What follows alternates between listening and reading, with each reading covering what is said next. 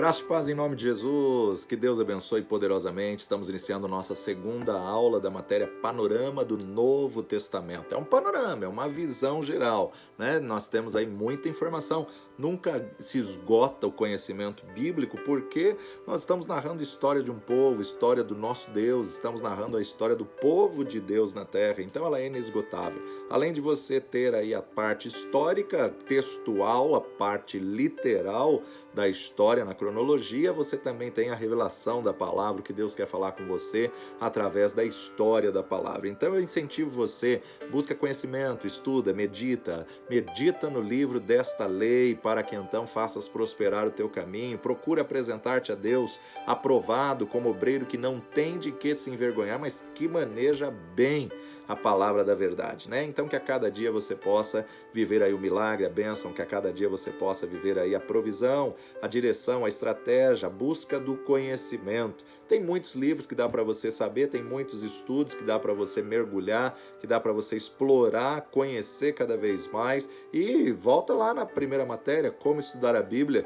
Tem muitos métodos de estudo por um personagem, por um livro, tem muitas formas de você estudar por um período bíblico, né? Mas eu quero apresentar a você sabe que eu gosto sempre da aula aqui na Jáfia, com o quadro atrás da cronológico, né? Cronológico, onde a gente vai mostrando aí todo período, todo parâmetro, todo tempo de todas as coisas. Mas lançaram recentemente a Tábua Cronológica. A Tábua Cronológica da Bíblia é um livro sensacional, né?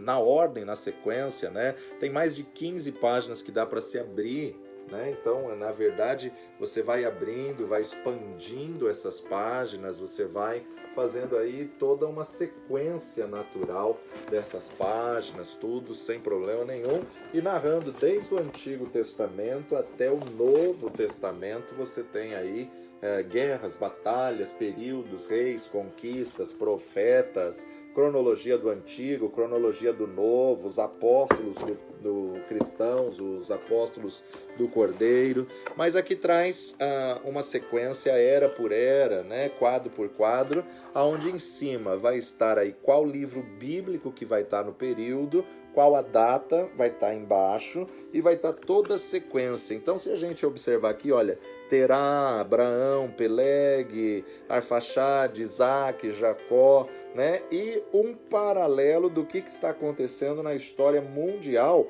no mesmo período, no mesmo tempo, né? Quem está aí nascendo nesse período, quem que está acontecendo no mundo nesse período. Se você tiver a oportunidade de adquirir um desse, vale a pena, você faz seu pedido via internet, e realmente vale muito a pena você ter aí um manual desse, que é inesgotável o conhecimento aqui mesmo, porque tem muito dado, muita informação. Mas aqui na página 10 apresenta justamente o governo romano. Inicia no ano 753 a.C. a 746 depois de Cristo. Período romano, visto aí pela interpretação de Daniel como as pernas, que tem o osso mais longo do corpo humano. Então o período romano aí perdura 1229 anos, somatizando Antiga Aliança e Nova Aliança, Antigo Testamento e Novo Testamento, antes de Cristo e depois de Cristo. Começando lá no ano 753, fundado por Rômulo, né? Rômulo.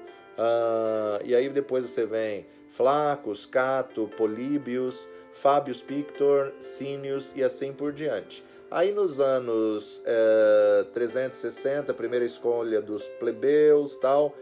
Depois Júlio César, no ano 60. Júlio César, Pompeu.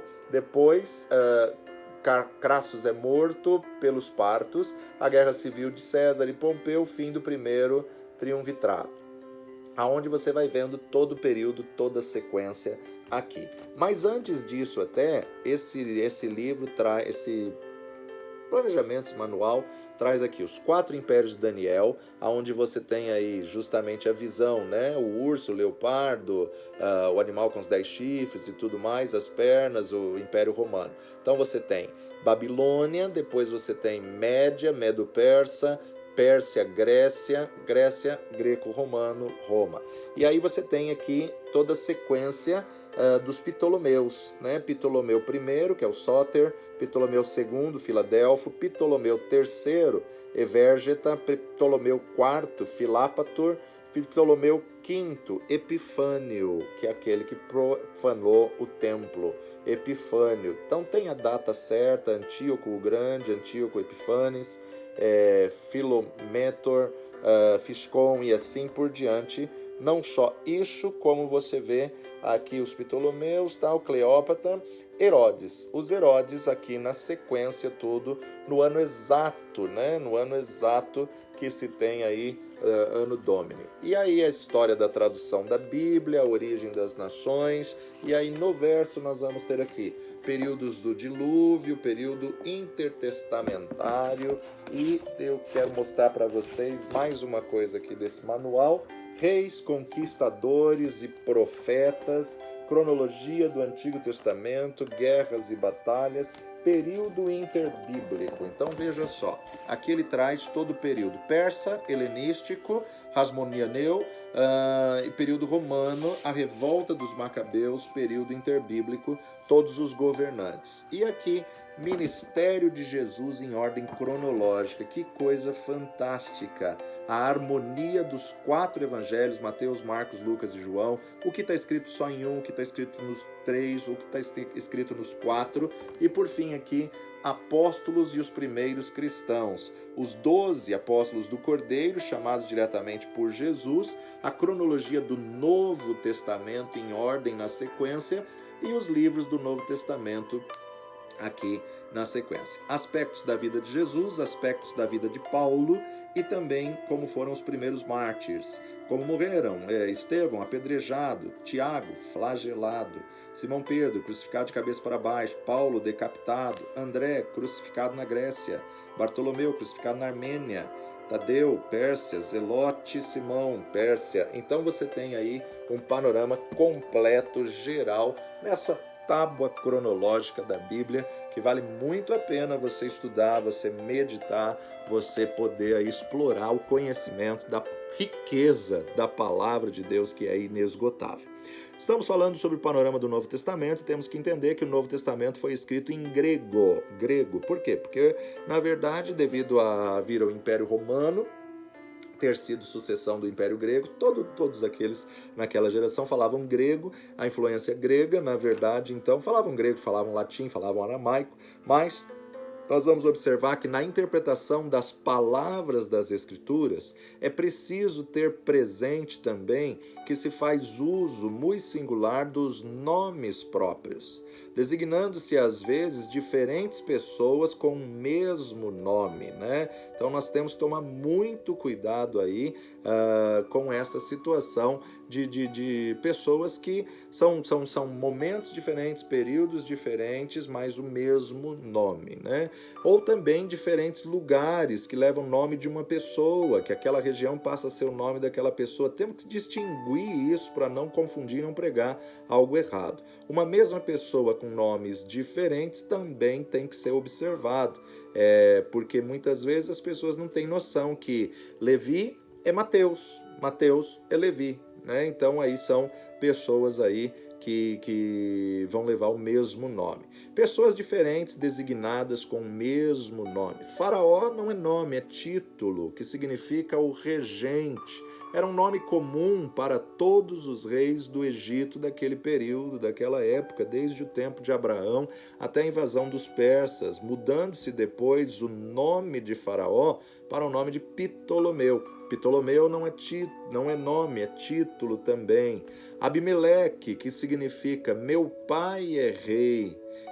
Parece haver sido também o nome comum entre os filisteus. Assim como Faraó era comum no Egito, Abimeleque parecia que era comum entre os filisteus, né? Porque você vai ver períodos diferentes sendo chamados o rei dos filisteus de Abimeleque. Então era um título também. Como Agag. Agag era o rei dos amalequitas, né? Era, na verdade, o nome dos reis amalequitas, né? Ben-Hadad da Síria, né? Meu pai é Hadad, dos sírios, né? Então, e os Césares que na verdade são dos imperadores romanos. César Augusto, por exemplo, Lucas capítulo 1, Evangelho segundo Lucas, capítulo 2, versículo 1. E aconteceu naqueles dias que saiu um decreto da parte de César Augusto, ou Caesar, né? Saiu um decreto da parte de César Augusto para todo o mundo que se alistasse. Mal sabia ele que estava sendo usado por Deus, guiado por Deus, dirigido por Deus, porque, na verdade, José tinha que ir com Maria para Belém para se cumprir a profecia que ele nasceria em Belém. E ele tinha que nascer em Belém, porque Belém, Betlehem, é casa do pão. E para ele poder dizer, eu sou o pão da vida, ele tem que nascer na casa do pão. Casa do pão hoje seria padaria, né? Belém seria padaria. Jesus nasceu numa padaria por quê? Porque ele é o pão da vida. Nada na Bíblia é por acaso, tudo tem o seu motivo e a sua razão. Então, na verdade, César Augusto era aquele que reinava quando Jesus nasceu e ele estabelece um decreto que realmente todo mundo se alistasse. E quem era da linhagem de Davi tinha que ir para onde Davi nasceu, Belém. Então, na verdade, a gente observa aí, era o segundo, esse César, na verdade, era o segundo que levava este nome, né? O César que reinava ao ser crucificado Jesus era o Tibério César, né? Tibério César, não mais o César Augusto. O imperador para o qual apelou Paulo e a quem tanto chamava Augusto como César, era na verdade o neto. Então esse aqui, César Augusto, de Lucas 2:1, e aconteceu naqueles dias que saiu um decreto da parte de César Augusto. Tem César Augusto, depois Tibério César, depois vamos lá para Atos capítulo 25, Atos capítulo 25, versículo 21. Atos 25, 21.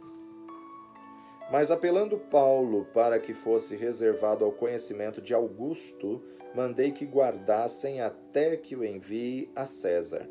E então Agripa disse a Festo. Então você tem aqui Augusto César mesmo, né? Mas até que digam a Agripa disse a Festo. Então tem Agripa, tem Festo, tem César Augusto. Então a gente tem que estar discernindo isso. Os reis egípcios e filisteus parecem ter tido um nome próprio além do comum, também como os romanos. Assim é que nós lemos, por exemplo, de Faraó Neco, Faraó Ofra e também de Abimeleque, né? Vamos analisar aqui Salmo 34, verso 1. Salmo 34, verso 1. O título em cima nos traz: Davi louva a Deus que respondeu às suas súplicas e exorta a confiar nele. Salmo de Davi quando mudou seu semblante perante Abimeleque, que o expulsou e ele se foi. A Abimeleque que o expulsou e ele se foi. Louvarei ao Senhor em todo o tempo, o seu louvor estará continuamente na minha boca, minha alma se gloriará no Senhor, os mansos o ouvirão e se alegrarão. Engrandecei ao Senhor comigo e juntos exaltemos o seu nome. Busquei ao Senhor e ele me respondeu, livrou-me de todos os meus temores. Olharam para ele e foram iluminados e os seus rostos não ficarão confundidos. Então Davi compõe isso quando seu semblante muda perante Abimeleque, que o expulsa da sua presença e ele na verdade sai. Então veja só, aqui no comentário da Bíblia Plenitude nos diz: Abimeleque pode ter sido um título ou um outro nome para Aques, rei de Gate. Agora vamos lá para 1 de Samuel, o local onde aconteceu isso. Primeiro livro de Samuel, capítulo 21. 1 Samuel, capítulo 21. Vamos direto para o versículo 10. Davi foge para Aques, rei de Gate. E Davi levantou-se e fugiu, verso 10, aquele dia, diante de Saul e veio a Aques, rei de Gate. Porém os criados de Aques lhe disseram: não é este Davi, rei da terra? Não se cantava deste nas canções, nas danças, dizendo: Saul feriu a seus milhares, porém Davi os seus 10 milhares? Davi considerou essas palavras no seu ânimo e temeu muito diante de Aques, rei de Gate, pelo que se contrafez diante dos olhos deles e fez-se como um doido entre as suas mãos e esgravatava nas portas do portal e deixava correr saliva pela barba. E então disse Aques aos seus criados: eis que bem vedes que este homem está louco, por que me trouxestes a mim? Faltar-me-iam a mim doidos para que trouxesseis este que fizesse doidices diante de mim? Há de este entrar na minha casa? Então você vê que a estratégia que Davi usa é se fingir de louco aqui, e ele estava com medo diante desse rei, e o rei manda embora porque achou que ele tinha problemas mentais, aí tinha surtado, me faltam loucos aqui no palácio. E então quando o rei manda ele embora, muda o semblante, ele compõe o Salmo 34, mas o texto vai dizer Abimeleque, rei de Aques, Aques, rei de Gate, vai chamá-lo de Abimeleque. Então, no Novo Testamento, se conhecem diferentes pessoas sob o nome de Herodes. Temos que tomar o cuidado para não confundirmos Herodes o Grande, assim chamado na história profana, foi quem, sendo já velho, mandou matar as crianças em Belém, porque tinha medo que tinha nascido um rei dos judeus. Quando foi morto, a metade do seu reino, Judéia e Samaria inclusive, foi dada a seu filho Arquelau, e a maior parte da Galileia foi dada a seu outro filho chamado Herodes, o tetrarca. Tá? Então uma parte fica com Arquelau, outra parte com o tetrarca. Por isso que você vai ver essa confusão aí, né? Tem muitas pessoas que não gostam de estudar a Bíblia a fundo porque não entendem esses períodos. Mas imagina alguém falando sobre a história do Brasil e narrando sobre os governos, né? Governo de São Paulo, governo do Rio, governo do Espírito Santo, governo do Rio Grande do Sul, ou então sobre os prefeitos de um local, prefeito de São Caetano, prefeito de Santo André, prefeito. Se ele for colocar o número de prefeitos, o número de governos que existe, para quem está fora vai falar, peraí, quantos governos tem no Brasil? Quantos prefeitos tem no Brasil? Então, na verdade, a narrativa bíblica nós temos que entender que também não é diferente. Então, cuidado, Lucas capítulo 3, Lucas capítulo 2, verso 1, falou de César Augusto, mas capítulo 3, verso 1 vai nos dizer, e no ano 15 do império de Tibério César, então não é mais o César Augusto, agora é Tibério César, no ano 15 do império de Tibério César, sendo Pôncio Pilatos governador. Então veja, o rei do império não é o rei de Roma em si, tem o rei romano, tem o rei do império regional, e agora então, no ano 15 do império de Tibério César, Pôncio Pilatos governador da Judéia e Herodes o tetrarca da Galileia. Então, como eu acabei de falar aqui, Herodes I, Herodes o Grande morre, o filho Arquelau vai governar entre Judéia e Samaria, e a maior parte da Galileia vai ser governada por Herodes o tetrarca. E isso vai ser definido aqui em Lucas 3, verso 1.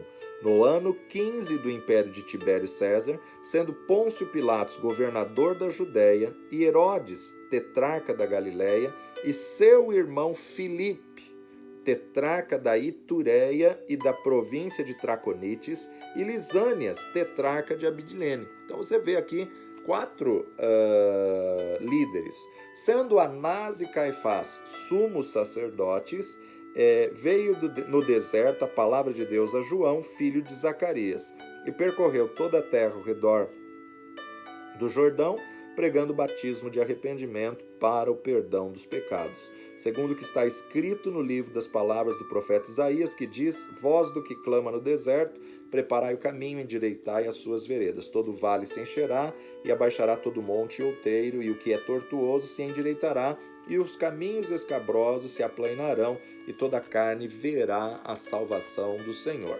Já Mateus capítulo 2, verso 22, e ouvindo que Arquelau reinava na Judéia em lugar de Herodes, seu pai, receou ir para lá, mas avisado em sonhos por divina revelação, José foi para as regiões da Galiléia e chegou e habitou numa cidade chamada Nazaré, para que se cumprisse o que fora dito pelos profetas, ele será chamado de Nazareno.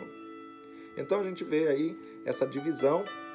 É interessante a gente poder observar isso, né? Outras partes da Síria e Galiléia teve então um terceiro filho chamado Filipe, Herodes, ou Herodes Filipe, e foi Herodes o tetrarca quem mandou decapitar João Batista, Herodes o tetrarca, né? E zombara de Jesus em sua paixão. Ainda outro rei Herodes, a saber, o neto do cruel Herodes, o grande, foi o outro Herodes que mandou matar o apóstolo Tiago, morrendo depois abandonado em Cesareia, né? Viveu abandonado em Cesareia e morreu ali. Foi diante do filho desse assassino de Tiago, chamado então Herodes Agripa, que Festo vai fazer Paulo comparecer, né? Então você vê, Festo manda Paulo se apresentar diante de Herodes Agripa. Herodes Agripa foi filho do que assassinou Tiago, tá? Filho do que assassinou Tiago. Então foi diante desse filho, justamente, que a gente vai observar essa situação. O caráter deste rei era muito diferente do de seu pai. Nós não podíamos confundi-los. É de uma importância para uma correta interpretação na história. Se você misturar todos, você vai falar, mas peraí, esse homem era ruim, era mau, era bom, era violento, era cruel, como que era? Né? Então a gente tem que tomar muito cuidado com os homônimos, os nomes homônimos ou nomes duplos que relatam a mesma pessoa. Levi é o mesmo que Mateus, que escreveu o Evangelho de Mateus. E olha só o que Marcos, Evangelho de Marcos, capítulo 2, Marcos 2,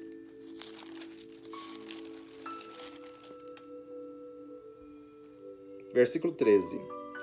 Tornou a sair para o mar e toda a multidão ia ter com ele e ele os ensinava. Passando, Jesus viu a Levi, filho de Alfeu, sentado na alfândega e disse-lhe, segue-me. E levantando-se, o seguiu. Então, onde ele estava? Sentado na alfândega, sentado justamente ali na alfândega da cobrança dos impostos, né? E aonde você vai ver aí, possível ele ter trabalhado com Zaqueu, ou ao menos ter conhecido Zaqueu da coletoria. Esse testemunho de abandonar tudo e seguir ao Senhor Jesus é que vai despertar a curiosidade de Zaqueu querer conhecer quem é esse homem que faz Levi abandonar tudo. Esse Levi é o mesmo Mateus, que se torna discípulo, apóstolo de Jesus, que escreve o Evangelho segundo Mateus. Então nós temos Mateus, Marcos, Lucas e João. Mateus e João eram apóstolos que foram discípulos de Jesus. Marcos e Lucas não. Tá? Agora, Tomé e Dídimo é a mesma pessoa. Tanto é que o texto bíblico diz Tomé chamado Dídimo. Agora, Tadeu, Lebeu e Judas são os diferentes nomes do apóstolo Judas.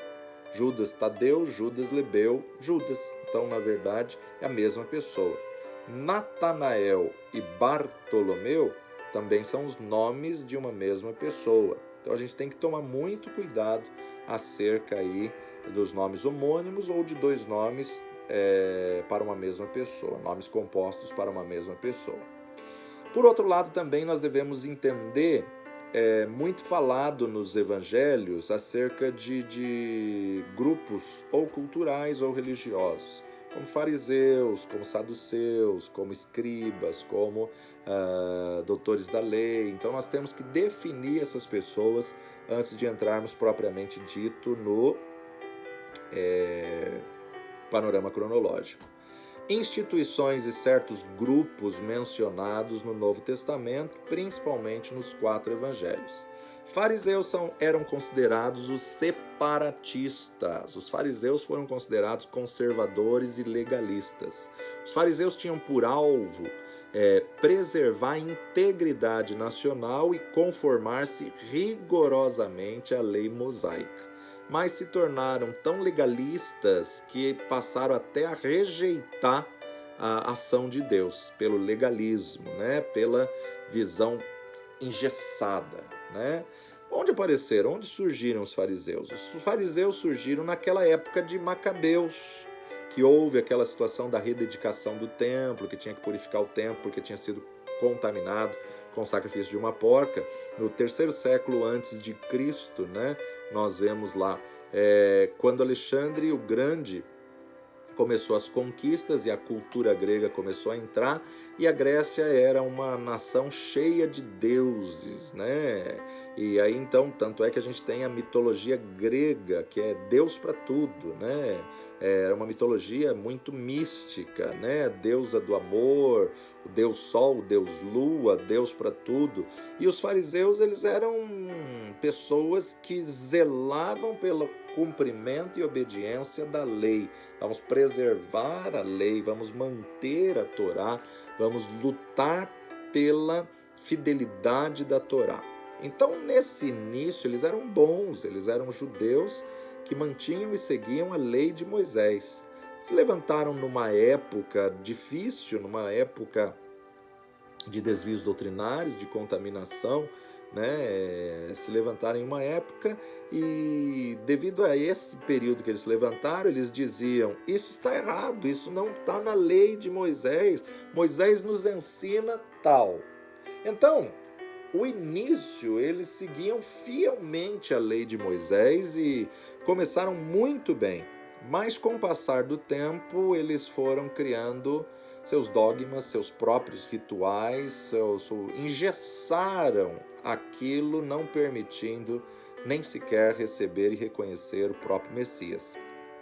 No meio daquilo, começaram a colocar como tradição de homens, como se fosse de Deus, né? Começaram muito bem, mas o começar não é o suficiente, né? O importante é permanecer e terminar bem. Eles acreditavam na ressurreição dos mortos, porém eles eram judeus radicais, judeus firmados na lei. Hoje tem pessoas da mesma forma dentro da igreja, como cristãos tradicionais, cristãos radicais, cristãos que não aceitam a manifestação do Espírito Santo, que defendem que o Espírito Santo já acabou, não tem mais manifestação nos dias de hoje, mas a palavra é a autoridade máxima. Amém, a palavra é a autoridade máxima, mas nós temos que entender que o Espírito continua agindo. O Espírito Santo não vai revelar nada fora da verdade da palavra de Deus, mas não podemos ser como os fariseus, engessando o conhecimento do Antigo Testamento e querendo fazer cumprir ou judaizar o Antigo Testamento. Levavam tudo ao pé da letra. É como hoje o judeu ortodoxo, né? Que é o que rejeitou o Messias, que é o que rejeitou Jesus e o que está no aguardo do seu Messias, do seu Cristo, ou para nós sabemos o Anticristo. Mantém a lei, mas é um rigor, não importando aonde estejam, ficam firmados nas tradições, aos quais Jesus disse: vocês fariseus não entram no reino e não impedem os outros de entrarem no reino. Além desse grupo, nós temos também outra instituição, um outro grupo chamado de saduceus. Saduceus, eles eram helenistas, os saduceus eles eram mais liberais, só que os saduceus eram aristocratas, né? A classe dos sumos sacerdotes. Eles eram judeus de mente, mas mais liberais. Eles eram favoráveis à adoção dos costumes gregos, por isso que eles eram helenistas. Eram judeus do resto do mundo que falavam gregos ou também judeus helenistas, que são justamente desse grupo que vai ter aquela briga em Atos 6, que as viúvas hebreias recebiam mais assistência social do que as helenistas, e aí elas começaram a se sentir prejudicada, menosprezada, a qual os apóstolos se reúnem e falam: vamos instituir entre eles diáconos. Bom, os saduceus tinham crescido ali, então, na verdade, tinham essas influências do Império Grego e falavam grego, concordavam com os gregos, eram bem mais liberais do que os fariseus. Se adaptavam aos costumes, mas tem um detalhe: saduceu não acreditava na vida após a morte, não acreditava na ressurreição, não acreditava em que a alma é eterna, né? Morreu, acabou. E por muitas vezes Paulo vai confrontar isso, dizendo: escuta, se esperamos em Cristo só nessa vida, somos mais miseráveis de todos os homens. E se não crermos que Cristo ressuscitou, é vã a nossa fé, porque também não vamos ter como não temos como crer que nós também vamos ressuscitar. Bom, o templo do judeu foi construído 3 vezes. A primeira vez por Salomão, a segunda vez por Zorobabel, e a terceira vai ser reedificada pelo anticristo. A construção de Herodes não foi considerada terceiro templo. Já falamos muito disso nas matérias. Herodes, na verdade, ele ornamenta o templo de Zorobabel, né? Por política, por interesses políticos, para agradar aquela geração de judeus, para tentar ganhar os judeus. E no ano 70, o general Tito de Roma deu ordem para um soldado para destruir o templo. Ele pega uma seta incendiária, lança nas janelas do templo e pega as cortinas do templo, e a chama foi tão grande que derreteu o ouro ali do templo. Eles começaram a quebrar os muros, os tijolos ali, para tirar o ouro que caiu entre um tijolo e outro, né? Então a gente observa aí, os romanos entraram no templo e do templo fizeram de fortaleza. E hoje, no local do templo, na verdade, é que tem o Domus da Rocha, a Mesquita de Omar, aquela abóbada dourada de Israel. Na verdade, o anticristo vai ser aceito como Cristo, como Messias, porque ele vai trazer esse acordo de paz de poder construir ali o templo em prazo recorde. Já está tudo pré-fabricado, pré-preparado, né? E as pessoas vão pensar que ele é o Messias porque o ortodoxo vai pensar que ele é o Messias porque se tem templo, ele pode fazer sacrifício aceitável a Deus no conceito da lei, na mentalidade da lei. Visto que ele rejeitou o Messias, ele rejeita o Novo Testamento. Eles estão vivendo o Antigo Testamento como novo ainda, estão vivendo o Antigo Testamento como a atual aliança. Então, na verdade, estão aguardando o Messias. Mas nunca se esqueça que para o Messias aparecer, primeiro tem que aparecer o precursor. Então o primeiro que vai aparecer aí no cenário, na história, é como se fosse o João Batista, o Elias para eles, né? Então vai ter que vir o precursor para depois, então, ser apresentado, enfim, o anticristo, tá bom? Terceiro grupo, ou a terceira instituição, eram de escribas. Quem são escribas? São os copistas da palavra, os escritores, né? Os copistas que preservavam a palavra de Deus. Eles copiavam tanto o mesmo texto que passavam a ser os intérpretes. Era um grupo de profissionais cuja função era copiar a palavra, copiar no pergaminho. Não tinha gráfica, não tinha editora, não tinha xerox, então era tudo um trabalho manual. Uma cópia fidedigna custava caríssima, né? Porque pega diversas penas para se escrever, um trabalho laborioso, um trabalho custoso, cansativo e de longo prazo. Os copistas eram grupos de profissionais cuja função era estudar e interpretar. São conhecidos também no Novo Testamento como doutores da lei ou mestres da lei, que Jesus vai confrontar muitas vezes dizendo: escuta, vocês são tão copistas, são tão têm tanto contato com as Escrituras e não me veem nas Escrituras, não conseguem me achar nas Escrituras. Os famosos doutores da lei, homens cultos, né? Agora, uma das dificuldades era que o povo era inculto, né? O próprio Pedro, pescador, ele era indouto, não tinha conhecimento.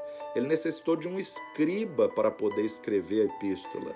E estes passavam o dia todo passando a palavra de Deus para os rolos, a palavra de Deus para os pergaminhos. Eram as gráficas da época, né? Eles tinham as penas, os rolos, tinha todo um ritual. Se vai escrever o nome de Deus, tem que tomar cuidado, fazer o ritual da purificação, trocar de pena, pegar uma pena virgem que vai escrever um nome sagrado, e depois essa pena vai ficar na prateleira para que depois pudesse queimar, tal. Havia todo um ritual. Se tornava então um material caro, não era um material que qualquer um tinha acesso. Esses escribas, eles vinham desde a época dos reis, né? Grande parte dos que escreveram suas biografias contratavam um escriba para escrever as coisas mais importantes da vida dele, para deixar nos anais do palácio, né? Eles tinham uma pena especial para escrever o nome de Deus, o tetragramo de Deus, YHWH, Yehová. E na hora que ele ia escrever esse nome, na verdade, se purificavam, lavavam as mãos, escreviam, oravam, fazia todo o ritual de oração, e essa caneta tinha que ser separada, né?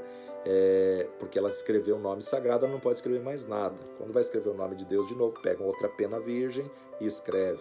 E a escrita com a pena virgem demonstrava justamente uma letra mais fina, mais recatada, mais bonita, né? Porque era excelência para o Deus Jeová. Por outro lado, isso ajudou muito na seleção dos textos do cânon. Porque quando começaram a selecionar os textos para o cânon, se o escriba não tivesse dado devida reverência ao escrever o nome de Deus, aquele texto já era descartado. Aquele texto já era considerado não canônico, porque se a pessoa não teve zelo, não teve respeito para escrever o nome de Deus, não teve reverência para escrever o nome de Deus, então não vale a pena confiar nos seus escritos. Então essa foi uma das formas que descartaram grande parte dos registros, porque se a pessoa escreveu com a mesma pena, o nome ou a grafia está do mesmo jeito, então não serve, esse texto não é confiável. O texto tinha que ter a identificação, né, de penas virgens em todo o tetragramo do nome de Deus, para mostrar reverência, para mostrar o zelo com que eles estavam escrevendo. Mas como os copistas passavam o dia inteiro copiando a palavra de Deus, se tornavam profundos conhecedores, por isso passaram a ser doutores da lei ou mestres da lei, devido a passarem o dia todo escrevendo. Jesus colocou os escribas junto à classe de fariseus, né? Você vai ver muitas vezes Jesus confrontando escribas e fariseus, escribas e fariseus, escribas e fariseus. E Jesus vai até dizer aos escribas que, por muito escrever, se tornaram legalistas. Agora, alguns lugares que nós precisamos também identificar que são escritos no texto bíblico. Sinagoga. Sinagoga significa congregar juntos. A sinagoga surgiu no cativeiro, porque eles não tinham templo, não estavam num local onde podia ir para o templo, estavam na Babilônia, e aí então eles se reuniam num quarto alto, reuniam numa sala para estudar a palavra. E esse local que se reuniam para estudar a palavra passou a ser chamado de sinagoga, era o local onde eles podiam ser instruídos e também onde eles podiam adorar. O templo foi destruído, né? Três vezes, praticamente, né? O templo foi destruído. Quando a gente vê Salomão tinha edificado tudo e tal, a hora que vai para o cativeiro babilônico, e vão ficar 70 anos no cativeiro babilônico, o templo é destruído. O primeiro templo, o templo de Salomão, totalmente destruído. Depois, o templo de Zorobabel, né? O templo de Zorobabel ficou encostado porque eles não tinham dinheiro para fazer, não tinham ouro, prata para fazer daquele jeito. Deus levanta o profeta Ageu e fala, escuta, vocês estão priorizando sua casa, vocês vão trabalhar muito e colher pouco. E aí Zorobabel reconstrói, mas nunca com o mesmo glamour, né? Até que Deus fala pelo profeta, a glória desta última casa será maior do que a primeira. Por que a glória será maior? Será maior justamente porque Jesus iria entrar ali, né? A glória, o Rei dos Reis, o Senhor dos Senhores. Bom, Aí então esse segundo templo ele vai ser destruído no ano 70, né? Então o templo foi destruído duas vezes. O templo de Salomão foi destruído no cativeiro babilônico, e aí o templo de Zorobabel ele vai ser ornamentado por Herodes, mas não com aquela glória e glamour que havia em Salomão. E Herodes vai ornamentar não por conversão, só por questões políticas e interesses políticos, porque ele queria ganhar o povo, cair na graça do povo. No ano 70, general Tito pede a um soldado que ateie fogo no templo, e quando Roma quis então entrar e tomar Israel nesse ano 70, e aí o templo foi totalmente destruído e nunca mais se levantou. É o local onde temos o Domus da Rocha, onde temos a Mesquita de Omar, mas a palavra de Deus fala que no final dos tempos o anticristo vai se assentar no templo querendo ser Deus e querendo tomar a adoração. Então o templo precisa ser reconstruído. E as pessoas vão pensar que esse que reconstrói é o Cristo, é o Messias, que na verdade é o anticristo, que vai fazer um acordo de paz de 7 anos, onde na metade desses 7 anos, nos 3 anos e meio, vai então quebrar esse acordo de paz. As pessoas precisavam se reunir, não tinha mais templo, não tinha mais local sagrado. Então eles criaram salas chamadas de sinagogas, onde se tinha um líder, um presidente, e em muitas delas as mulheres não podiam entrar, não podiam participar. As sinagogas, na verdade, elas davam lição de patriotismo, de zelo pela lei. E depois do cativeiro, elas foram levados esse conceito para Jerusalém e para os países, né? Até hoje, em muitos lugares do mundo, tem sinagoga dos judeus, onde judeus da dispersão, onde os judeus que foram dispersos se reúnem aí nas sinagogas. Quando Paulo viaja, ele normalmente começa seu ministério pregando nas sinagogas, porque ele sabia todo o ritual das sinagogas, como o fariseu dos fariseus, ele sabia, né, onde tinha judeus, ele ia para lá e começava a pregar ali. E tinha então um líder, um presidente, tinha as reuniões normais, tem um armário onde se guarda os pergaminhos da Torá, os pergaminhos dos 5 livros do Pentateuco. E aí eles têm as escrituras, abrem os rolos, os pergaminhos das escrituras. E tudo que se fazia no templo, menos o sacrifício, se faz na sinagoga. Sacrifício é proibido desde o momento que não se tem o templo, não se faz sacrifício. Outro nome que a gente precisa se familiarizar é Sinédrio. O que é o Sinédrio? Sinédrio é um conselho supremo reconhecido pelos judeus no tempo de Cristo. O Sinédrio era composto de 70 membros, dos quais a maioria deles eram sacerdotes, nobres saduceus, fariseus e escribas. E o Sinédrio é sempre presidido por um sumo sacerdote. O Sinédrio começou na época que eles voltaram do cativeiro babilônico, na época de Esdras e Neemias. O Sinédrio iniciou na época da restauração, com o objetivo de resgatar a vida religiosa dos cativos. Por isso que ele era sempre presidido por um sumo sacerdote, formado por 70 homens, como um paralelo daqueles 70 que Moisés compartilhou o dom dele, né, que Deus compartilhou do que havia em Moisés, repartiu aos 70, o Sinédrio também mantém o número de 70. Tinha uma tremenda influência na nação, e nós vemos Jesus tendo que ser examinado pelo Sinédrio, passando pelo Sinédrio e sendo condenado por eles por interesses políticos dentro aí do templo, né?